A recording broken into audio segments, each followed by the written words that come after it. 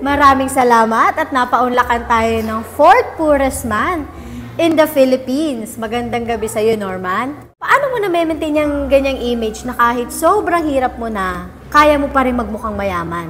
Sa totoo lang, dati rin naman kaming mayaman. Nagsumikap lang ako na maging mahirap, pero kahit nakamit ko na yung gantong klaseng kahirapan, ayoko naman na mahalata ng tao na mahirap ako.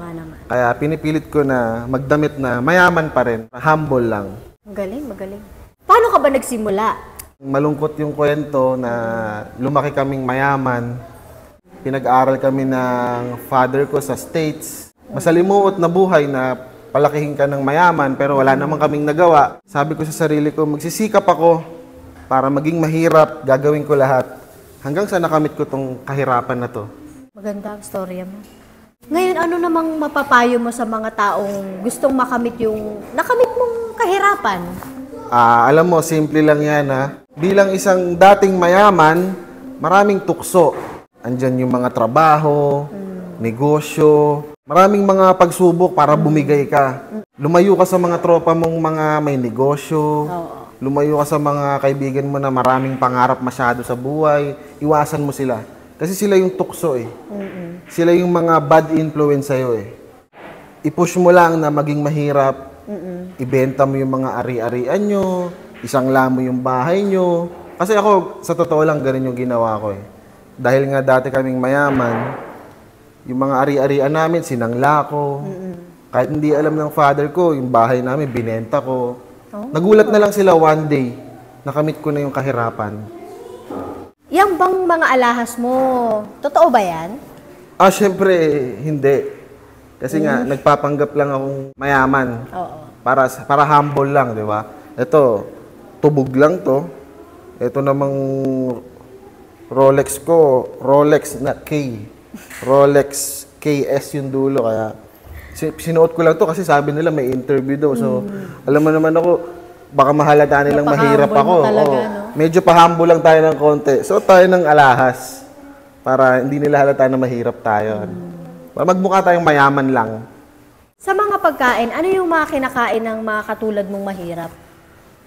Ganun lang din. Minsan, pinapakain nila ako ng steak. Ayoko. Pero, hindi ko pinapakita na ayaw ko. Tinitiis ko na lang. Pakikibagay na lang din sa mga mayayaman, di ba? Mahirap naman masabihan tayo ng tao na alangan naman maghanap ako sa kanila ng pagpag. Sabihin nila, ang demanding ko naman masyado nun, di ba? Kaya pag hinahainan nila ako ng mga ganyang pagkain, nakikisama na lang ako. Kinakain ko na lang, tapos sinusuka ko na lang pagtalikod. Talagang pagpapakumbaba. Yes. Ngayong maraming mga bagong building, infrastructure, technology sa Pilipinas talagang umuunlad. Yes, napansin ko ang Pilipinas medyo nagiging modern na, no? Nagiging successful na bansa na ang Pilipinas. Sa totoo lang, nakakainis, no? Nagagalit ako na nakikita ko ang Pilipinas natin na umuunlad. Actually, sa bahay namin may mga bagong building na nakatayo. Hindi siya masaya. Gusto kong sirain yung mga building na yan. Gusto kong pagsisipain yung mga gate nila, yung mga magagandang bahay. Kasi gusto ko lahat maging mahirap eh. Diba? Tukso yan eh, yung mga kayamanan na yan, mga material na bagay lang yan. Yung pagiging modern ng paligid natin, hindi maganda sa paningin ko yan eh. Kaya gusto ko, sabay-sabay nating makamit ang kahirapan.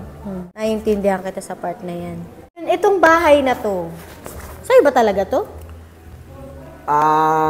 Hindi rin. hindi rin. Nag-rent lang kami kasi birthday lang ng pamangkin ko eh. Kaya kumain ka nga, di ba? Nakikain ka. Kaya nag-rent lang kami. Akala lang ng iba, in-story ko. In-story ko, new home, new life. Akala ng iba, di ba? Para humble lang, di ba? Hindi nila mahalata na mahirap talaga ako. At saka alam mo, ito pa isa, yung mga anak ko, pinadala ko sila lahat sa ibang bansa, sa Harvard. Doon ko sila pinag-aral. Pinag-aral ko sila sa mga magagandang eskwelahan, sa mga mamahaling eskwelahan, para matutunan nila kung paano maging mayaman. Ayokong ipagmalaki nila na mahirap kami. Kakaiba yung technique mo talaga sa mga anak mo. Yes. Grabe, sobrang inspiring ng kwento mo. Maraming salamat sa pag-share ng mga tips mo sa buhay. Matututunan namin yan. At kayong mga manonood namin, sana may natutunan kayo sa aming guest ngayong gabi, si Norman. Magandang gabi ulit sa'yo. Maraming salamat din. Cut na. Thank you.